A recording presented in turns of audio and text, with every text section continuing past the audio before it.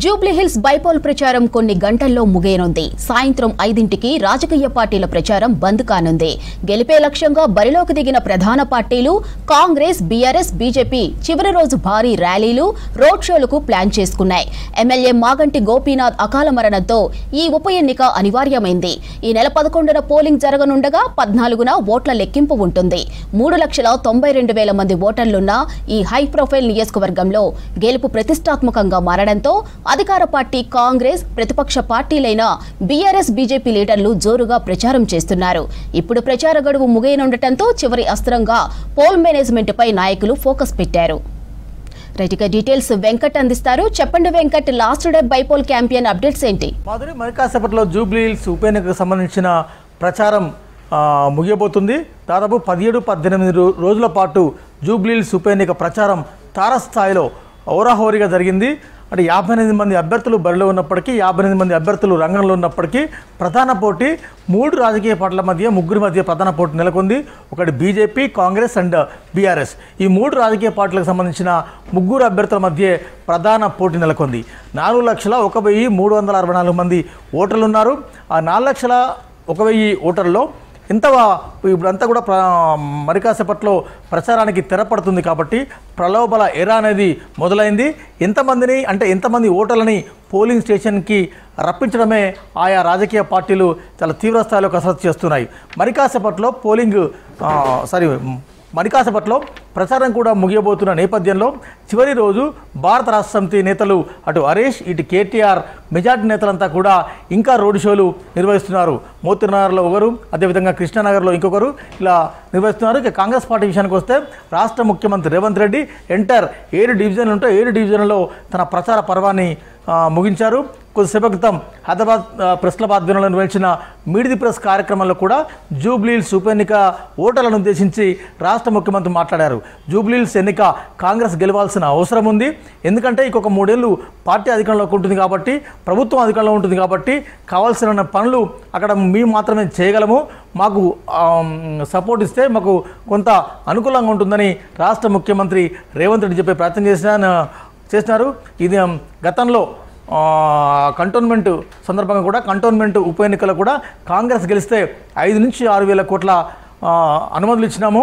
జూబ్లీహిల్స్లో కూడా గెలిపిస్తే అదే తరహాలో అభివృద్ధి చేసి నిరూపిస్తామని కూడా రాష్ట్ర ముఖ్యమంత్రి రేవంత్ రెడ్డి చెప్పినారు. అంటే 17 రోజుల పాటు రాష్ట్ర ముఖ్యమంత్రితో పాటు దాదాపు 14 మంది మంత్రులు, డివిజన్కి 2 మంత్రులు, ఎమ్మెల్యేలు, కార్పొరేషన్ చైర్మన్లు హోరాహోరీగా ప్రచారం నిర్వహించారు.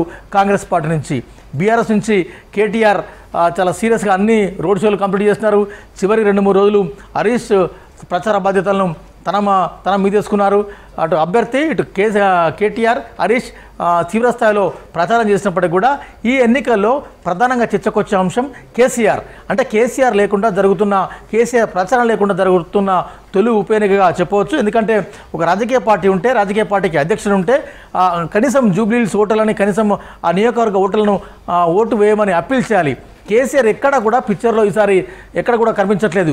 స్టార్ క్యాంపెయినర్ లిస్టులో ఉన్నప్పటికీ కూడా కేసీఆర్ ఫామ్ హౌస్కి పరిమితం కావడం రాజకీయ వర్గాల్లో ఒకంత చర్చకు దారితీసింది. అంటే ఒక రాజకీయ పార్టీ ఉంటే, ఆ పార్టీకి అధ్యక్షుడు ఉంటే ఓటర్లను అభ్యర్థించడమో లేకుంటే ఓటు వేయాలని అనడమో ఏదో ఒకటి చేయాలి అనేది రాజకీయ పార్టీల్లో, పొలిటికల్ సర్కిల్లో కొనసాగుతున్న చర్చ. కొద్దిసేపు క్రితం హైదరాబాద్ ప్రెస్ క్లబ్ ఆధ్వర్యంలో జరిగిన మీట్ ది ప్రెస్ కార్యక్రమంలో కూడా రాష్ట్ర ముఖ్యమంత్రి రేవంత్ రెడ్డి ఇదే ఉల్లంఘించినారు. అంటే ఒక పార్టీ అధ్యక్షుడు ఉంటే కనీసం అప్పీల్ చేయాలి, ఆ పార్టీ అధ్యక్షుడు బయటికి రాని పరిస్థితి నెలకొందని ముఖ్యమంత్రి చెప్పే ప్రయత్నం చేస్తున్నారు. ఇక బీజేపీ విషయానికి వస్తే బీజేపీ నుంచి కేంద్ర మంత్రి కిషన్ రెడ్డి ఈ ఉప ఎన్నికల ప్రచారంలో అన్నీ తానే వ్యవహరిస్తున్నారు. తన పార్లమెంట్ సెగ్మెంట్ కాబట్టి అభ్యర్థిని ప్రకటించిన దగ్గర నుంచి ఈ రోజు వరకు కూడా కిషన్ రెడ్డి అన్నీ తానే వ్యవహరిస్తున్నారు. అయితే బీజేపీలో కొంతమంది ఎంపీలు ప్రచారానికి దూరంగా ఉన్నారనే ఒక అపవాదు ఉంది. కొంతమంది ఎమ్మెల్యేలు కూడా ప్రచారానికి దూరంగా ఉన్నారనే అపవాదు ఉంది. బండి సంజయ్ ప్రచారం చేసినప్పటికీ చివరి 1 day 2 days 48 అవర్స్లో మాత్రమే బండి సంజయ్ ప్రచారంలో ఉన్నారు. మిగతా రోజులు తను రాలేదనే ఒక అపవాదు ఉంది. అంటే 3 ప్రధాన రాజకీయ పార్టీలు బీజేపీ కానీ, కాంగ్రెస్ కానీ, బీఆర్ఎస్ కానీ ప్రచారాన్ని హోరాహోరీ స్థాయిలో ముగించేసినాయి. మరియు 2 గంటల్లో ప్రచారానికి తెరపడబోతుంది. ప్రలోభల ఎరా మొదలు కాబోతుంది. ఏ రాజకీయ పార్టీ ఎక్కువగా పోలింగ్ స్టేషన్లకి తీసుకురావాలన్నది పెద్ద ఎత్తున తీవ్రస్థాయిలో కసరత్తు చేస్తున్నారు. ఓటుకు కొంతమంది ఓటుకి కొంత నోట్ల పంపిణీ కూడా జరుగుతుందనే ఒక ప్రచారం కూడా కొనసాగుతుంది. మంగళవారం పోలింగ్ జరగబోతుంది. దాదాపు 407 పోలింగ్ కేంద్రాలున్నాయి. అంటే కాంగ్రెస్ పార్టీ అధికారంలోకి వచ్చిన తర్వాత ఇది రెండవ ఉప ఎన్నిక. ఒకటేమో కంటోన్మెంట్ అధికార పార్టీ కాంగ్రెస్ కైవసం చేసుకుంది. ఈ ఎన్నికల్లో కూడా మెజార్టీ సర్వేలని కూడా కాంగ్రెస్ పార్టీ గెలుస్తుందనే ఒక ధీమాను అంటే కొంత జోస్యం చెబుతున్నాయి. చూద్దాం ఏం జరుగుతుందన్నది. మరి కాసేపట్లో ఉప ఎన్నిక సంబంధించిన ప్రచారం ముగియబోతోంది. ఎల్లుండి మంగళవారం ఉదయం 7 గంటల నుంచి పోలింగ్ కూడా ప్రారంభం కాబోతుంది. 407 పోలింగ్ కేంద్రాలున్నాయి. ఈ కాన్స్టిట్యున్సీలో 4,01,000 ఓటర్లు ఉంటే మేజర్గా 1,20,000 నుంచి 1,30,000 ముస్లిం ఓటర్లు ఉన్నారు. మిగతా 1,00,000 పైచీలకు బీసీ ఓటర్లు ఉన్నారు. అంటే బీసీ ఓటర్ల మీద కాంగ్రెస్ గంపడసలు పెట్టుకుంది. ఎందుకంటే జనగణన కావచ్చు, 42% రిజర్వేషన్లు కావచ్చు, ఆ తర్వాత బీసీల కోసమే ఇప్పటివరకు స్థానిక సంస్థల ఎన్నికలను వాయిదా వేస్తూ వస్తుంది. ఇదంతా ఒకే అంశం అయితే ఈ ఉప ఎన్నికల్లో అభ్యర్థిని కూడా యాదవ సామాజిక వర్గానికి సంబంధించిన నేతనే ఈసారి కాంగ్రెస్ పార్టీ అభ్యర్థిగా బరిలోకి దింపింది. బీసీ అంశం తనకు కలిసి వస్తుందని కాంగ్రెస్ పార్టీ చాలా ధీమాగా ఉన్నట్టు స్పష్టంగా కనబడుతుంది. ఎందుకంటే యాదవ సామాజిక వర్గం కానీ, ముదిరాజు కానీ, వడ్డెర సామాజిక వర్గం కానీ, మున్నూరు కాపు సామాజిక వర్గం కానీ, ఎస్సీ ఎస్టీ ఈ సామాజిక వర్గాలు 25,000, 30,000, 40,000 ఓట్లు కేవలం జూబ్లీస్లో ఉన్నాయి. మెజార్టీ ఓట్లు అయితే మైనార్టీ ఓట్లు ఉన్నాయి. ముస్లిం మైనార్టీల ఓట్లు దాదాపు 1,30,000 ఓట్లున్నాయి. వెరసి దాదాపు 2.5 లక్షల 3.5 లక్షల వరకు ఎస్సీ ఎస్టీ బీసీ మైనార్టీ ఓట్లే ఉన్నాయి. కాబట్టి ఈ అంశం తమకు కలిసి వస్తుందని కాంగ్రెస్ పార్టీ చాలా ధీమాగా ఉంది. ఇక బీఆర్ఎస్ కూడా కొంత బీసీ ఓటర్ల మీద, అదేవిధంగా కొంత మైనార్టీ ఓటర్ల మీద కొంత ఆశలు పెట్టుకునే ప్రయత్నం చేస్తుంది.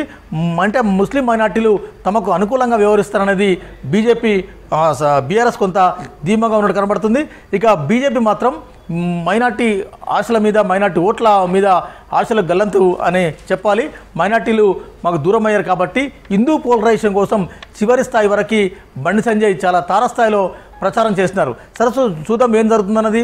అటు మైనార్టీల ఓట్లు, బీసీ ఎస్టీల ఓట్లు కాంగ్రెస్ వైపు వెళ్తాయా, లేకుంటే బీఆర్ఎస్ను అక్కడి ఓటర్లు నమ్ముతారా, లేకుంటే బీజేపీ నమ్ముతారా అనేది పెద్ద ఎత్తున చర్చకు కొనసాగుతుంది. మాధురి అంటే ఈ 10 ఏళ్లలో జూబ్లీహిల్స్ అంటే పేరుకు మాత్రమే జూబ్లీహిల్స్, కానీ అక్కడ బస్తీలు, తర్వాత అనేక సమస్యలు అక్కడ పేరుకపోయినాయి. అంటే గ్రౌండ్ రిపోర్ట్ కానీ, తర్వాత మిగిలిన కొంత ఫీడ్బ్యాక్ కోసం వెళ్తే పీజేఆర్ గతంలో ఎమ్మెల్యేగా కాంగ్రెస్ పార్టీలో ఉన్న పీజేఆర్ వేసిన రోడ్లు ఇప్పటికీ 6 రోడ్లు ఉన్నాయి. మరొక రోడ్డు లేదని కూడా చాలామంది బస్తీవాసులు చెప్తున్నారు. ఇప్పటికీ డ్రైనేజీలు పొంగి పొర్లుతున్నాయి. చిన్న వర్షానికి కృష్ణానగర్, యూసుఫ్గఢ్ లాంటి ప్రాంతాలు నీట మునితో కనపడుతున్నాయి. అంటే ఈ 12 ఏళ్ళుగా జూబ్లీహిల్ సమస్యలు ఎక్కడ వేసిన గొంగలి అక్కడే ఉన్నట్టుగా ఉన్నాయి. ఈ ప్రచార పర్వంలో జూబ్లీహిల్ సమస్యలు చాలా స్పష్టంగా కనిపించాయి. అయితే వీటిని అడ్రస్ చేసేందుకు కాంగ్రెస్ పార్టీ నుంచి మంత్రులు వివేక్ కానీ, పొన్నం ప్రభాకర్ కానీ, తుమ్మల నాగేశ్వరరావు ఈ ముగ్గురు ఒక కోఆర్డినేషన్గా వెళ్ళి దాదాపు 400 నుంచి 500 కోట్ల వర్క్స్ అనేది కొంత ఎస్టిమేషన్ చేశారు. చాలా వరకు రోడ్లని శంకుస్థాపన చేశారు, మరికొన్నింటి ప్రారంభించారు. అంటే జూబ్లీహిల్స్లో ఎప్పటి నుంచో పెండింగ్లో ఉన్న పేరుకుపోయిన సమస్యల్ని మంత్రులు కొంత అడ్రస్ చేసే ప్రయత్నం చేశారు. అయితే జూబ్లీహిల్స్ ఓటర్లు 4 లక్షల ఓటర్లలో పోలింగ్ శాతం ఎంత అవుతుంది? 2 లక్షలు అవుతాయా, లేకుంటే 3 లక్షల వరకు పోలింగ్ శాతం అంటే ఎక్కువ మంది ఓటర్లు వేస్తారా? 60% అవుతుందా, 70% అవుతుందా? అయితే ముస్లిం మైనార్టీలు కనుక ఎక్కువ శాతంగా కనుక పోలింగ్ కేంద్రానికి వస్తే ఆ విజయం తథ్యం నల్లరు మీద నరకే అని ఆయా పార్టీలు పెద్ద ఎత్తున భావిస్తున్నాయి. చూద్దాం ఏం జరుగుతుంది, ఏం కథ అన్నది. మరి కాసేపట్లో ప్రచార పర్వం ముగియబోతుంది. ప్రలోభాలకు తెర లేపబోతుంది. మాధురి.